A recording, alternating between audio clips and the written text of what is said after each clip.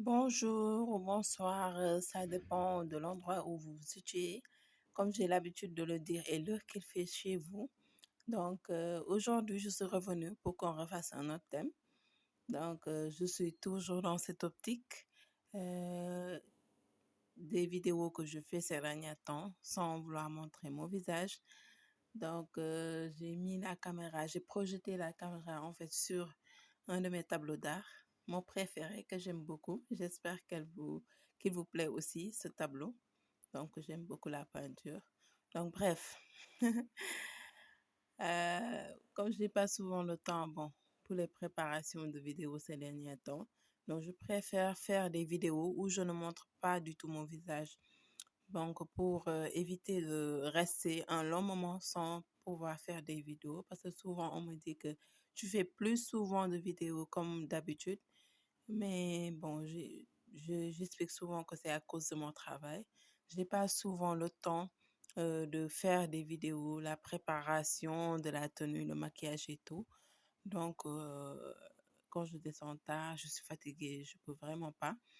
Euh, donc, je préfère maintenant faire des vidéos comme ça, où je ne montre pas du tout mon visage. Donc, j'espère qu'elle vous plaira aussi.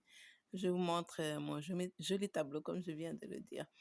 Donc, dernièrement, j'ai fait la dernière vidéo que j'ai faite avant celle-ci. Ça parle de suis-je prête pour le mariage?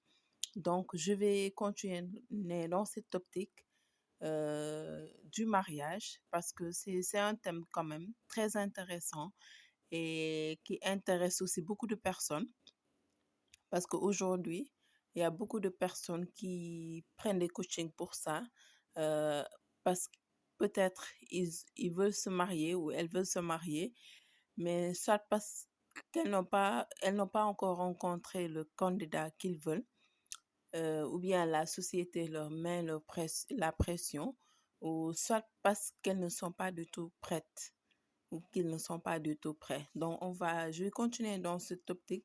Et aujourd'hui, je vais parler plutôt de le mariage, est-ce une fatalité ou une finalité? Donc, parce que ça stresse quand même les jeunes, hein, il faut le savoir, surtout à un certain âge, comme j'ai l'habitude de le dire. Quand on n'a jamais été marié, qu'on avoisine la trentaine, donc ça devient une pression. Non pas parce qu'on se met cette pression-là, non, mais parce que la société nous met en quelque sorte la pression, surtout en Afrique. Ce qui est dommage quand même en Afrique, c'est qu'on pense que le mariage est la réussite de toute personne, surtout de la femme. Quand on a un certain âge et qu'on n'est pas marié, c'est comme si on a raté sa vie en quelque sorte. On nous donne cette impression-là qu'on a raté notre vie en tant que femme, même si on a réussi professionnellement sa vie, mais la société nous fait culpabiliser comme si on a raté sa vie, alors que le mariage n'est pas synonyme de réussite. Encore une fois, j'ai l'habitude de le dire, il n'est pas plutôt synonyme de réussite. On n'a pas réussi sa vie parce qu'on est marié ou on n'a pas échoué sa vie parce qu'on n'est pas marié. Il faut savoir que toutes les personnes ne sont pas destinées à être mariées.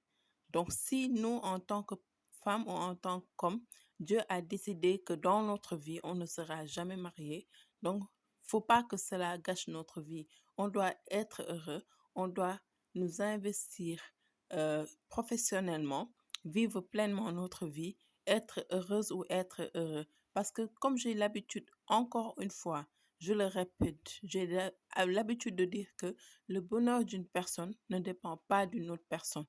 On doit être heureux soi-même ou heureuse soi-même, ne pas se dire que j'ai besoin d'une autre personne dans ma vie pour être heureuse. Le bonheur de tout un chacun dépend de soi-même. Il faut vivre sa vie pleinement, être heureux soi-même, s'épanouir soi-même, être souriante, avoir la joie de vivre. Cette joie de vivre-là, quand vous n'êtes pas, quand vous n'avez pas la joie de vivre, vous ne pouvez pas rendre une autre personne heureuse.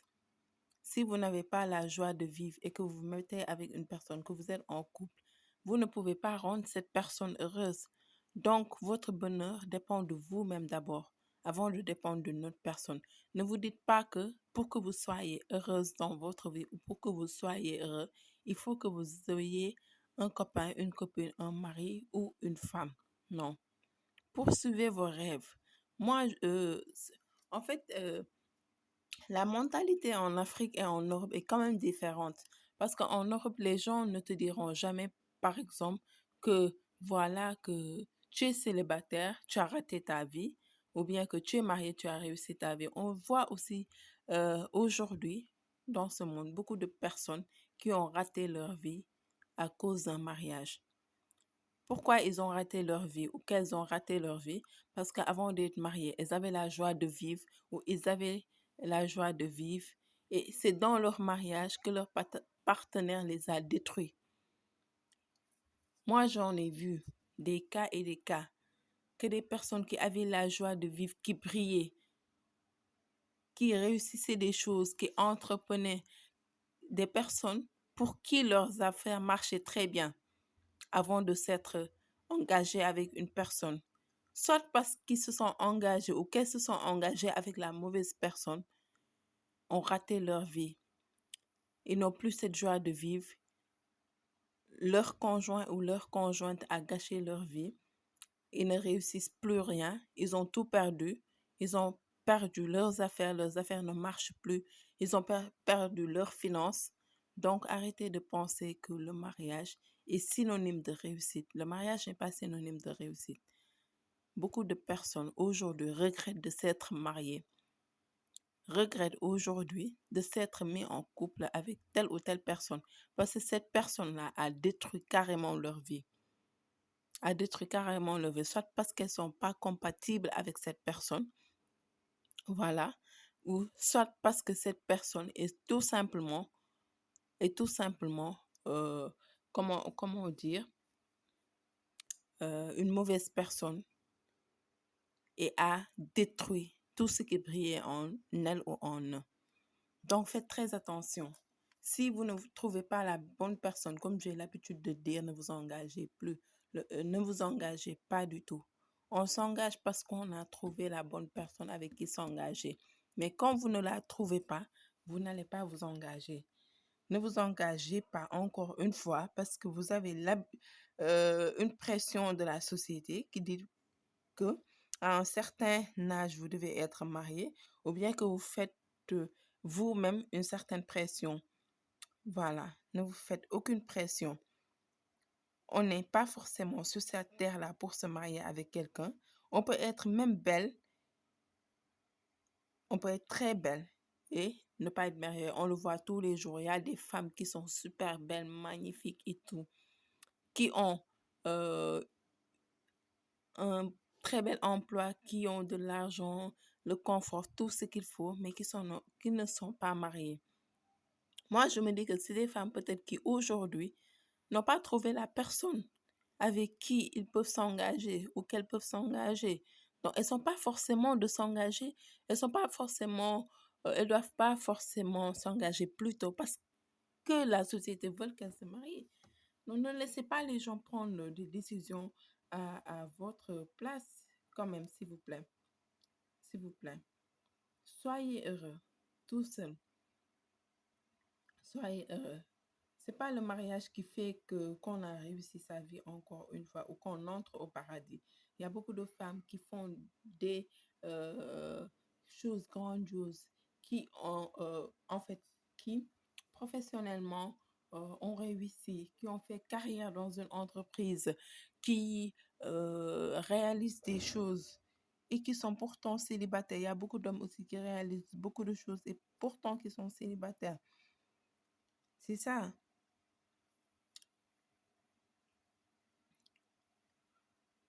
Donc, arrêtez de mettre...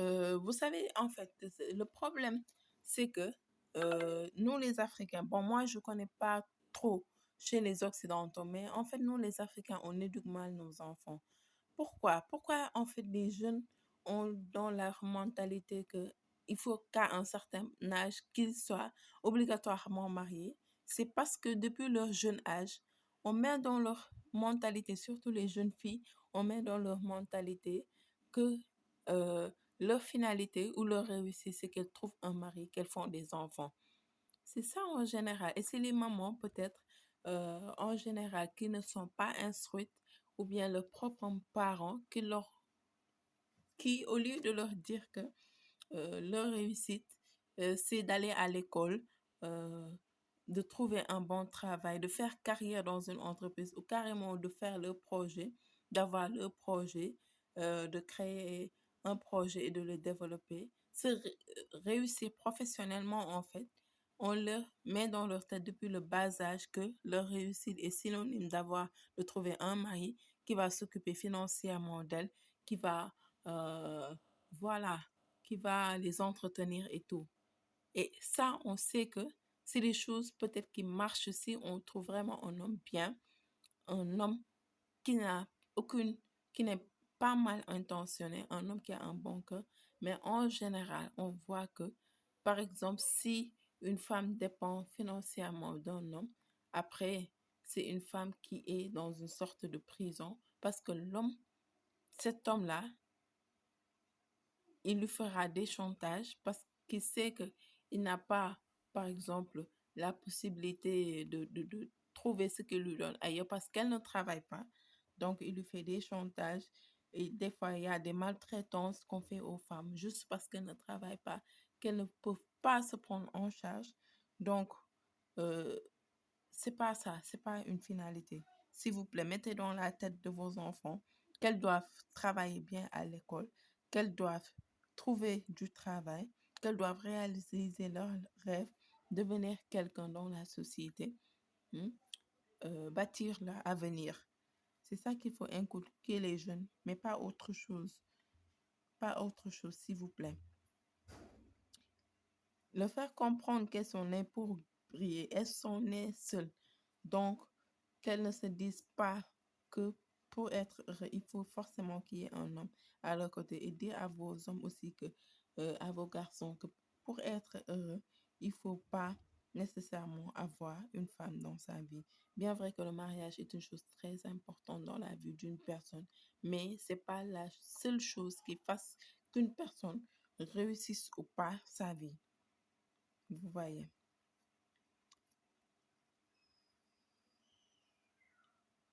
Parce que à quoi bon se jeter sur le premier venu qu'on n'aime pas, euh, avec qui on n'a aucune affinité, mais on se marie avec cette personne juste pour faire plaisir aux autres. C'est que, vous savez, en fait, quand on a, quand on n'a jamais été marié, peut-être, ça peut être une pression sociale.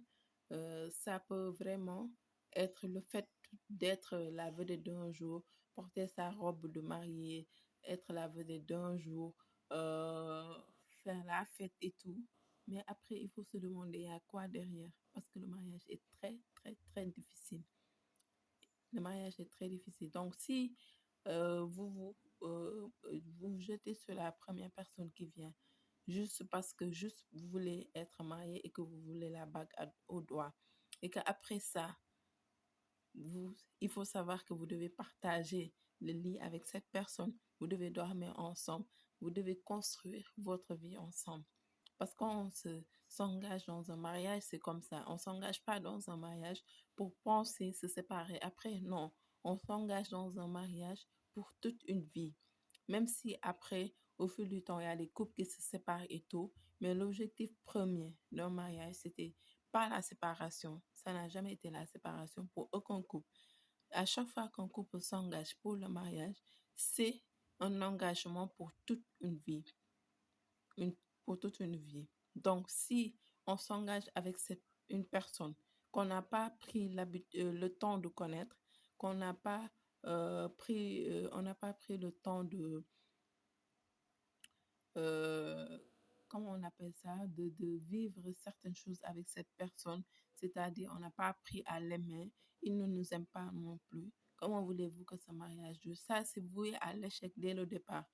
Donc, il faut pas rêver aussi, il faut pas rêver, il faut pas vouloir vous engager très rapidement juste pour avoir la bague au doigt, vous vous jetez juste sur la première personne qui vous propose le mariage. juste pour qu'on dise que vous êtes madame telle ou telle. Ne vous engagez pas si vous ne trouvez pas la bonne personne. Si vous ne trouvez pas la personne, euh, voilà, qui fait battre votre cœur, comme j'ai l'habitude de le dire.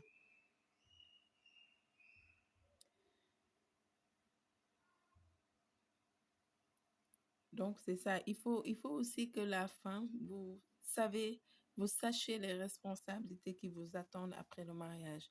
Parce que, en fait, si vous n'êtes pas prête aussi à s'occuper d'une maison, faire le ménage, la cuisine pour votre mari, euh, entretenir une maison, s'occuper, avoir cette responsabilité, toujours de se lever tôt et de se coucher tard. Est-ce que vous êtes prête à faire ces sacrifices-là? Parce que le mariage, c'est des sacrifices. Une femme doit se réveiller très tôt et se coucher tard, s'occuper de sa maison, même si elle ne le fait pas de ses mains directement, mais elle doit faire tout ça, s'assurer à ce que sa maison soit bien entretenue, que euh, la cuisine soit bien faite, hein, que tout soit bien rangé, qu'elle s'occupe de son mari, qu'elle entretienne son mari, qu'elle fasse plaisir à son mari, qu'elle soit soumise à son mari, qu'elle soit fidèle à son mari, qu'elle fasse que son mari soit heureuse, que son mari soit heureux plutôt à ses côtés. Est-ce que toi qui veux te marier aujourd'hui, tu es prête à faire ces concessions? Tu es prête à faire ces sacrifices? Et de même, l'homme, est-ce que tu es prêt aujourd'hui à, euh, sa- euh, en fait, à t'engager avec une femme et que tu saches que quand ta femme sera enceinte ou quand elle sera malade, tu seras là à ses petits soins, que tu seras là à la soutenir, que ce ne sera pas une chose facile, que quand vous aurez des enfants, ce ne sera pas comme au début. Les enfants vont prendre leur place aussi, qu'il faudra aussi s'occuper des enfants, changer les couches, savoir que vous allez faire des nuits blanches avec votre femme. C'est ça, quand vous avez des enfants, c'est autre chose, votre vie change. Vous serez là à faire des nuits blanches avec votre femme et c'est ça. Donc, il faut savoir que ça demande beaucoup, beaucoup, beaucoup de sacrifices. Ça demande beaucoup de sacrifices. C'est pas chose facile. Ne vous engagez pas si vous n'êtes pas prêts, les hommes, à supporter les pleurs d'un bébé, à supporter les caprices des enfants, à se réveiller en pleine nuit parce que votre femme ou vos enfants sont malades, à les amener, euh, à se réveiller tôt, les amener à l'école, les préparer, s'occuper de leur nourriture et tout, parce que s'occuper d'un enfant aussi, c'est très difficile. Si vous n'êtes pas prêt à faire ces sacrifices-là, ne vous engagez pas dans un mariage. Si vous n'êtes pas prêt à supporter les pleurs d'un bébé en pleine nuit, ne vous engagez pas dans un mariage. Si vous n'êtes pas prêt à vous réveiller et de voir le visage de votre femme non maquillée, ne vous engagez pas dans un mariage. De même, la femme, si vous vous réveillez et que vous n'êtes pas prête à regarder le visage de votre mari au réveil, ne vous engagez pas dans un mariage. Si vous n'êtes pas prêt à changer les caca de votre bébé, les pipis de votre bébé, euh, à laver, prendre au petit soin votre bébé, ne vous engagez pas dans un mariage. Si vous n'êtes pas prêt à supporter les douleurs de la grossesse, parce que c'est pas facile, les douleurs de la grossesse, les vomissements, les maladies de part et d'autre de la grossesse, ne vous engagez pas dans un mariage. Le mariage est une chose très complexe que peut-être si vous ne l'avez pas vécu, vous ne pourrez pas comprendre certaines choses. C'est pour cela, de par notre expérience, c'est pas parce qu'on sait tout, ou parce que je sais tout, ou parce que non. En fait, c'est des expériences qu'on a vécues et ou que j'ai vécues je vous partage mon expérience pour qu'aujourd'hui, quand vous êtes dans une phase de vouloir vous engager dans un mariage, que vous sachiez ce qui vous attend. Il faut savoir ce qui vous attend dans un mariage avant de vous engager. Si vous êtes prêt vraiment à faire tous ces sacrifices-là, moi je vous dis engagez-vous. Si vous n'êtes pas prêt, ne vous engagez pas. Donc, c'est ça. Il y a tellement de choses qu'on peut dire dans le mariage, dans le thème concernant le mariage. Mais bon, comme on dit, on ne peut pas tout dire. Je fais juste des résumés. Souvent, peut-être je reviendrai dans d'autres vidéos sur le mariage, mais pour ce thème-là, le mariage, une fatalité ou une finalité. Donc, c'était ça dont je voulais parler. Donc, n'oubliez pas de vous abonner, d'aimer, de liker la vidéo, de la partager aussi pour aider un maximum de personnes à regarder cette vidéo. Je sais que ça intéressera beaucoup de personnes. Donc, si vous voulez aussi un coaching privé, vous pouvez me contacter sur WhatsApp au plus 221 77 510 52 25. Vous m'envoyez un message vocal sur WhatsApp. Donc, n'oubliez pas que les coachings privés sont payants, elles ne sont pas gratuites.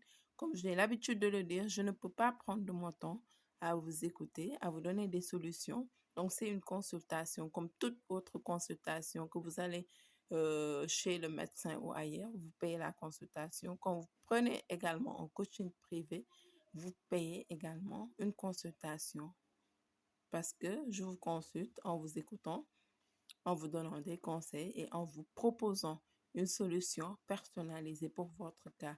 Donc, vous pouvez aussi m'écrire par mail, mais moi, je préfère quand même que vous me contactez directement sur WhatsApp parce que les mails, il y en a tellement que je regarde pas tout le temps ou je lis pas tous les mails. Donc, c'était tout pour ce thème.